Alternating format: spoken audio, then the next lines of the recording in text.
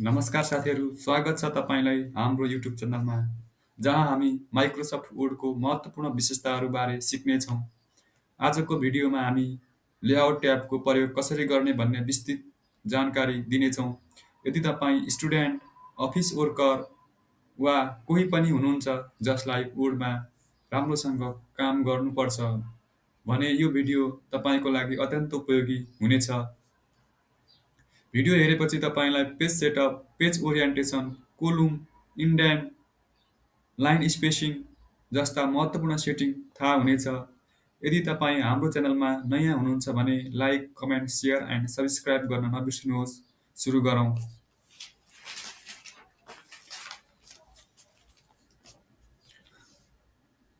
Layout tab कहाँ छ र किन आवश्यक छ? सबैभन्दा पहिला हामी एमएस वर्ड खोल्नेछौँ र लेआउट ट्याब कहाँ छ भनेर हेर्नेछौँ।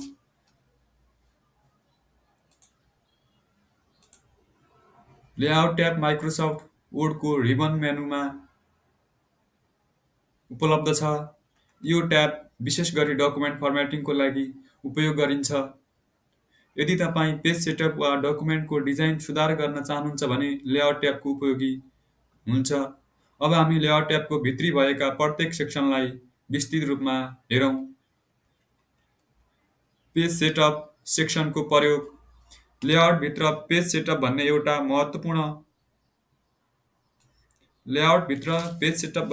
महत्त्वपूर्ण सेक्सन हुन्छ जसमा निम्न सेटिङहरू छन्: margin, custom margin, margin, left margin, right margin, top, bottom को मार्जिन एडिट गर्न सकिन्छ। For example, normal, narrow, moderate, wide, office 2003 default, different किसिमको मार्जिनहरू रहेको छ। त्यसै गरी कस्टम मार्जिन पनि राख्न सक्नुहुन्छ।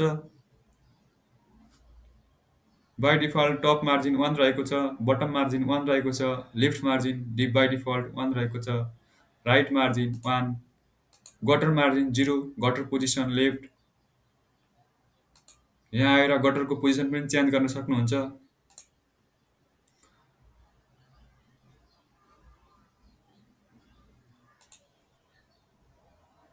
Page orientation, portrait page orientation, portrait and landscape.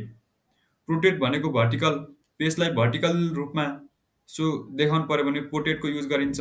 त्यसै गरी ल्यान्डस्केप भनेको होरिजेन्टल रूपमा सेट गर्न सकिन्छ। फर इक्जाम्पल,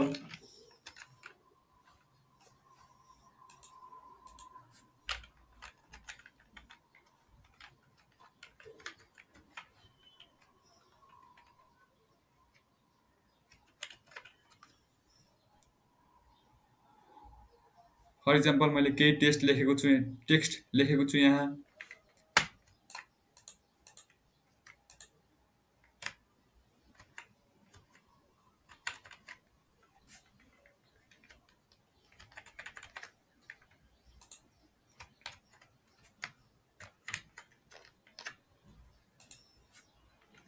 मैले यसको पेजको ओरिएन्टेसन चेन्ज गर्नेछु।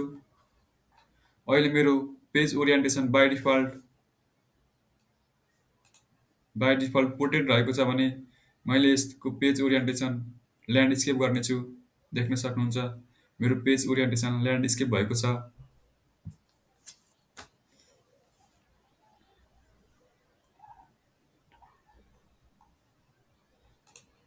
त्यसै गरी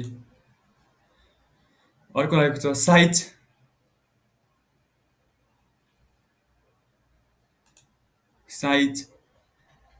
A4, लेटर, लेजेन्ड जस्ता विभिन्न पेपर साइज प्रयोग गर्न सकिन्छ।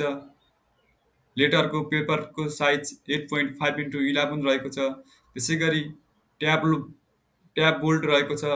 त्यसै गरी लिगल रहेको छ। त्यसै गरी स्टेटमेन्ट रहेको छ। त्यसै गरी एक्जिक्युटिभ रहेको छ। त्यसै गरी A3 रहेको छ। त्यसै गरी A4 पनि रहेको छ। A5, B5, 85 more paper size पनि आफूलाई आवश्यकता अनुसार पेपर साइजहरू मिलाउन सक्नुहुन्छ।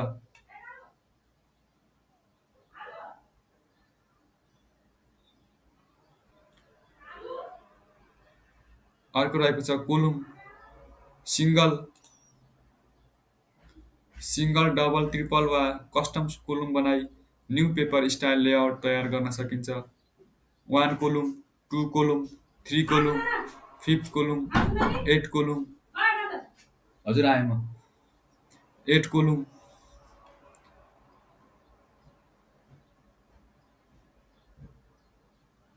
हजुरहरूले आवश्यकता अनुसार मोर कोलुममा गएर धेरै कोलुमहरू पनि इन्सर्ट गर्न सक्नुहुन्छ। म्याक्सिमम 63 टाइप माइक्रोसफ्ट वर्डमा म्याक्सिमम कोलुम 63 वटा इन्सर्ट गर्न सक्नुहुन्छ। त्यसै गरी न्युज पेपर स्टाइलमा 45 वटा कोलुम इन्सर्ट गर्न सक्नुहुन्छ। अर्को रहेको छ प्याराग्राफ सेक्सनको प्रयोग इन्डेन्ट एन्ड स्पेसिङ। प्याराग्राफ सेक्सनको प्रयोग यहाँ देख्न सक्नुहुन्छ।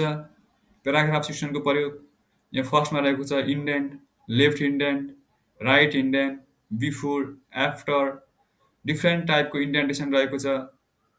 लेफ्ट इन्डेन्ट,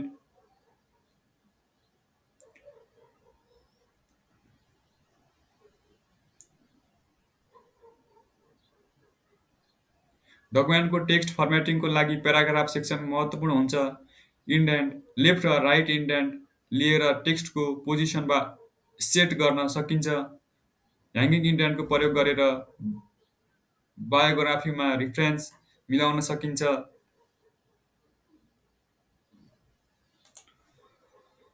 जस्तै मैले यहाँ नजिक लेफ्ट इन्डेन्ट युज गर्नु पऱ्यो भने मैले लेफ्ट इन्डेन्टको लागि कन्ट्रोल प्लस एम थिचको shortcut key control plus M, to increase left indent control plus M, to decrease left indent control shift M press गर्नुभयो भनेपछि लेफ्ट इन्डेन्ट डिक्रिज हुन्छ। त्यसै गरी ह्याङ्गिङ इन्डेन्टको लागि सर्टकट की रहेको छ control plus T. Control T भनेको ह्याङ्गिङ इन्डेन्ट हो। कन्ट्रोल टी भनेको ह्याङ्गिङ इन्डेन्ट। त्यसै गरी ह्याङ्गिङ इन्डेन्ट डिक्रिज गर्नको लागि कन्ट्रोल सिफ्ट टी प्रेस गर्ने। देख्न सक्नुहुन्छ यो ह्याङ्गिङ इन्डेन्ट यहाँ लागिसकेको छ। ह्याङ्गिङ इन्डेन्ट यसरी टी आकारको हुन्छ, यसरी टीको जस्तै झुन्डिएको हुन्छ, यसलाई ह्याङ्गिङ इन्डेन्ट भन्दछ। अर्को रहेको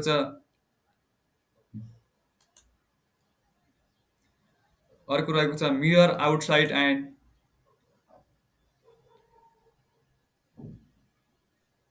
अर्को रहेको छ स्पेसल इन्डेन्टेसनमा फर्स्ट लाइन इन्डेन्ट पनि रहेको छ। फर्स्ट लाइन इन्डेन्ट युज गर्नको लागि ट्याबको युज गरिन्छ। फर्स्ट लाइन इन्डेन्ट युज गर्नको लागि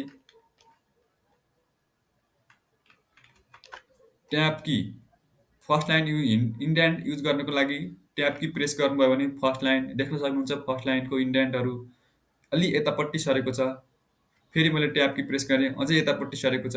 यसलाई भनिन्छ फर्स्ट लाइन इन्डेन्ट। यसलाई फर्स्ट लाइन इन्डेन्ट डिक्रिज गर्न पऱ्यो भने कन्ट्रोल सिफ्ट प्लस ट्याबको युज गर्न सकिन्छ। त्यसै गरी अर्को रहेको छ मिरर इन्डेन्टेसन। मिरर इन्डेन्ट भनेको मल्टिपल पेजहरू जस्तै दुईटा पेजहरू बुक स्टाइलमा पेज प्रिन्ट गर्नु पऱ्यो भनेपछि मिरर इन्डेन्टको युज गरिन्छ। अर्को रहेको छ यहाँ अलाइनमेन्टमा सेन्टर, राइट, जस्टिफाइड, डिफ्रेन्ट किसिमको अलाइनमेन्टहरू सेट गर्न सक्नुहुन्छ। त्यसै गरी स्पेसिङ रहेको छ। Line spacing simple, line spacing single, double, 1 pt,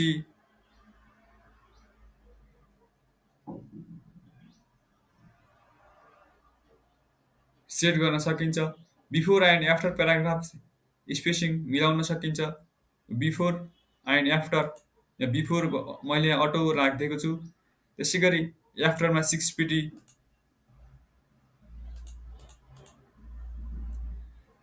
यति राखेको छु।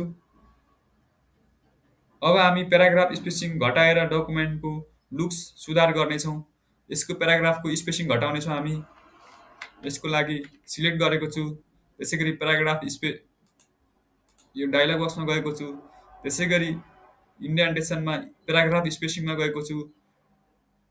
लाइन स्पेसिङमा रहेको छ single 1.5 line, double, at last, exactly, multiple. अहिलेको लागि 1.5 लाइन्स युज गरेको छु मैले। देख्न सक्नुहुन्छ प्याराग्राफको स्पेस बढेको छ। मलाई स्पेस घटाउनु परेको छ भनेपछि मैले यसलाई घटाउँछु। यसलाई सिङ्गल लाइन बनाउँछु मैले। सिङ्गल लाइन भनेको थोरै खादिएर आउँछ। यो देख्न सक्नुहुन्छ प्याराग्राफको स्पेसिङ घटेको छ। यो प्याराग्राफ र यो प्याराग्राफको स्पेसिङ घटेको छ।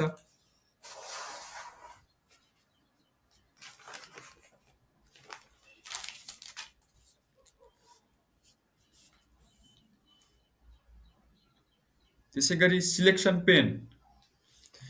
पेनको पनि युज गर्न सक्नुहुन्छ। यहाँ आएर यहाँ देख्न सक्नुहुन्छ selection, show all, hide all. हजुरहरूले सिलेक्ट गरेको कुराहरू सो गर्ने कि हाइड गर्ने कि के गर्ने भन्ने यहाँ देखाउँछ। अनि त्यसै गरी अलाइनमेन्ट रहेको छ, अलाइन्स रहेको छ। Text left align, right align, centre, justify, different किसिमको अलाइनमेन्ट रहेको छ। त्यसै गरी ग्रुप रहेको छ।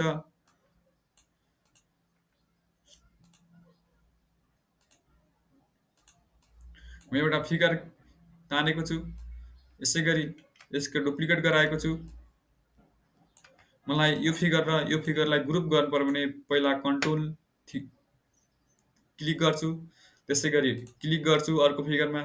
त्यसै गरी म लेआउट ट्याबमा जान्छु। यहाँ देख्न सक्नुहुन्छ यहाँ अलाइन रहेको छ। त्यसै गरी ग्रुप रहेको छ। यहाँ ग्रुपमा गएर ग्रुपिङ गर्न पनि सक्छु। मैले अहिले ग्रुपिङ गरेँ। त्यसै गरी फिगरलाई रोटेट गराउनु पर्यो भने यहाँ देख्न सक्नुहुन्छ फिगरलाई आफ्नो आवश्यकता अनुसार रोटेट गराउन सक्नुहुन्छ। Rotate 90, right 90 degree, rotate left 90 degree, rotate flip vertical, flip horizontal. त्यसै गरी मोर रोटेसनल अप्सनमा पनि रहेको छ। यहाँ गएपछि गएर डिफ्रेन्ट अप्सन युज गरेर रोटेसन गर्न सक्नुहुन्छ। त्यसै गरी हाइलाइट रहेको छ, एब्सोल्युट रहेको छ, रिलेटिभ रहेको छ, डिफल्ट रहेको छ, एब्सोल्युट यति रहेको छ। रोटेटमा रोटेसन 0 पर डिग्री रहेको छ। त्यसै गरी यहाँ मिलाउन सक्नुहुन्छ। आफ्नो आवश्यकता अनुसार रोटेसन गर्न सक्नुहुन्छ।